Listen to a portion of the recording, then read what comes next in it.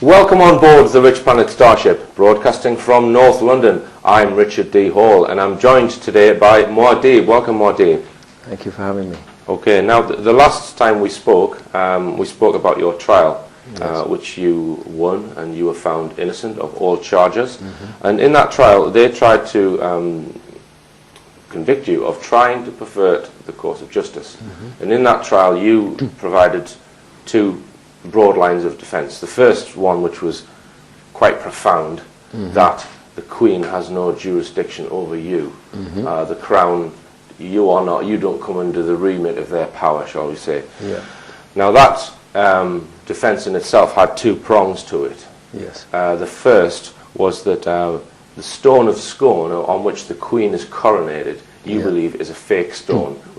So therefore you believe that the whole coronation ceremony of the monarch, i.e. the Queen, is fake. Therefore she's not the Queen. Because that was the first argument. And we're going to go through that story now. And really we need to go back quite a few years to chart this. Thousands of years. I mean, it goes back to Jacob. That's right. So tell us who Jacob was and what his...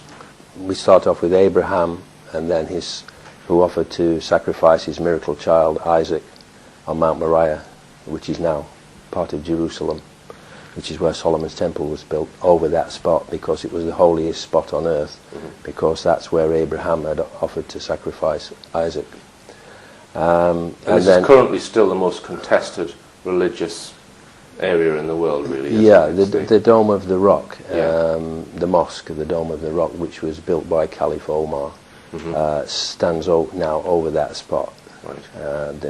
The temple, the first and second temples were destroyed. The first temple was destroyed by Nebuchadnezzar of Babylon's troops, and the second temple was destroyed by the Romans in 70 AD.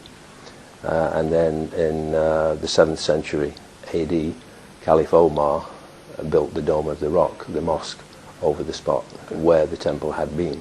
And that's part of the contention today in Israel in Judea, between the Jews and the Muslims. Now, at some point in time, the temple that was there housed the Ark of the Covenant, is that? Yes, and Jacob's pillar, which has become the coronation stone and the throne of David. Right. And Elizabeth is descended. So this stone, which goes back to Jerusalem, it started in Bethel. If you read the Bible story, Jacob took a stone for his pillow, and whilst using it as his pillow, he had visions of what is known as Jacob's ladder, of angels ascending and descending from heaven. And he realized that when he awoke, he said that God is in this place, and I knew it not. And he then renamed the place. Originally it was called Luz, L-U-Z, and he changed the name of the place to Bethel, which means the house of God, Beth-El, house of God. And he named the stone Bethel also. And he raised up the stone in the morning, and he anointed it with oil, and named it Bethel, which is the house of God. So the stone predates the Ark of the Covenant? But Jacob had his name changed at that place also, where the stone was, had his name changed from Jacob, which means the supplanter, because he supplanted his brother Esau for the birthright with a bowl of soup. What year we're talking about here with the creation of this stone? It's probably around 2,000 years BC. Right, okay, so the very early part or of the Bible. 1500, between 1500 and 2000. Right. And is this this is the Queen's, or was the Queen's coronation stone? We'll come on to what happened to it. Is this accepted by archaeologists that this stone from 2000 BC is supposedly the stone that the Queen gets coronated on? Is that accepted knowledge then? Yes. Yeah, it is. Yeah. Right, okay. So at some point the Ark of the Covenant's created. Well, tell us the story of the stone and its journey, how it eventually got to Jerusalem then. Jacob had his name changed at Bethel to Israel, champion of God, because he was going to champion God's cause in the world. And he had 12 sons who fathered the 12 tribes of Israel. And most people probably know about Joseph and the coat of many colors. Joseph was the 11th son and was Jacob's favorite. Israel's favorite son. Most people don't understand the story of the coat of many colors and why giving that coat to Joseph upset all of his brothers, because he was the youngest. When it talks about the coat of many colors, it's not talking about the colors of the spectrum. Okay? Each of the 12 sons had a tribal standard, an emblem, a flag, if you like, or colors as they're known in the military. Each regiment has its colors, it has a flag, it has an emblem. Okay? And what Jacob Israel did was he made a coat out of all the colors of his sons, and then gave it to Jacob, which signified that Jacob was going to be the leader, was going to rule over the other sons, the other tribes, as they became. And of course the others, as he was the youngest at the time, that really upset his elder brothers. Right. And so they sold him into slavery in Egypt, which most people also know from the Bible if they read the Bible. And through a set of circumstances in Egypt, he became the Pharaoh's right-hand man. He was the second most powerful man in Egypt. And then there was a famine in Egypt and throughout the Middle East. And so Jacob Israel and his sons and their families needed food. And Joseph had, in becoming the second in command to the Pharaoh, he had designed a plan in Egypt where there were 7 years of plenty and then 7 years of famine. And so that was the dream that the Pharaoh had that Joseph interpreted for him. And so they saved all the spare food from the 7 years of plenty to cover the 7 years of famine. And so they had stored all the food, they had plenty of food, and people came from all around to buy food from Egypt. And so Jacob Israel sent his sons down into Egypt to buy food from the Egyptians, from the Pharaoh. And they went, and it's all in the Bible. They went, and Joseph recognized his brothers, but because he had been a young boy when they sold him into slavery, and he was now a man, and he dressed as an Egyptian, and he spoke Egyptian rather than their language, they didn't realize who he was, but he recognized them. So the stone was taken to Egypt then?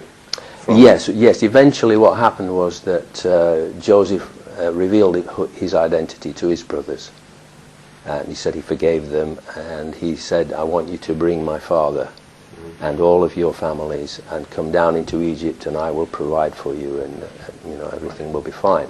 So at that point they put metal staples into the ends of the stone, and then from the staples there were two twisted figure of 8 pieces of metal and a ring in each one of those, so that a pole could be passed through each ring across the top of the stone, and so at least because of the weight of it, at least 2 people on either side of the stone would carry it. We've got a photograph which we're going to talk about later. Yes, we have. And so when they went, this stone was so precious to them because of what had happened to Jacob Israel. He had his name changed, he met God, all of the rest of it. It went down into Egypt with them.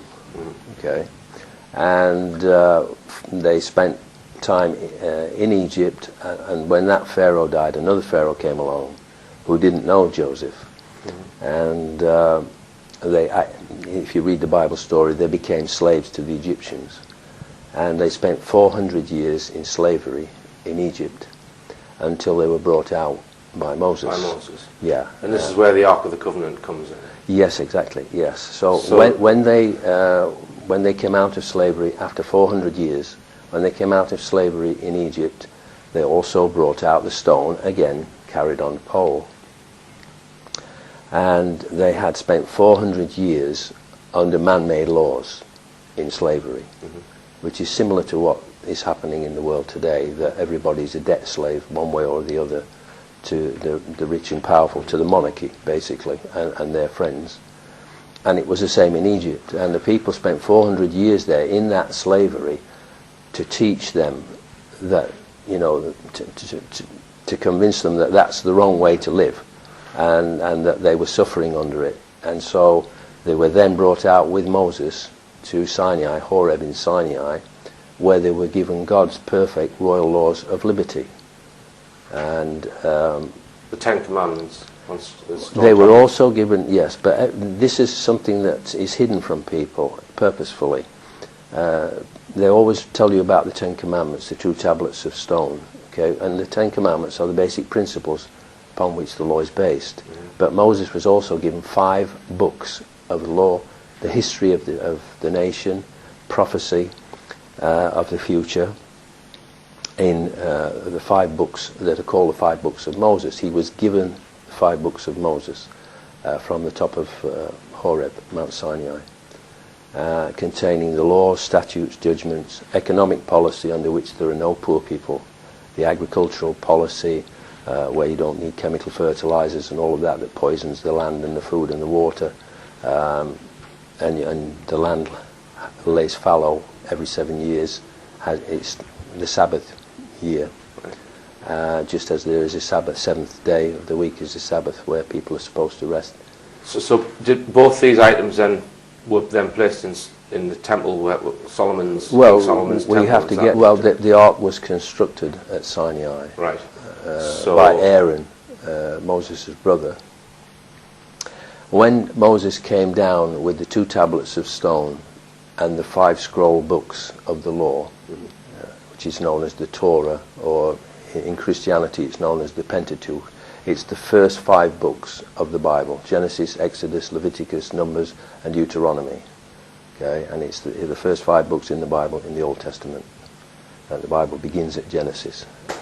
Okay, so he was given the 5 scroll books of the law and the tablets of stone, and Aaron constructed the Ark of the Covenant. The 5 books contain the covenant, the contract that the 12 tribes of Israel made with God at Sinai, that they would keep his law forever and teach it to their children in perpetuity, to keep them free from oppression.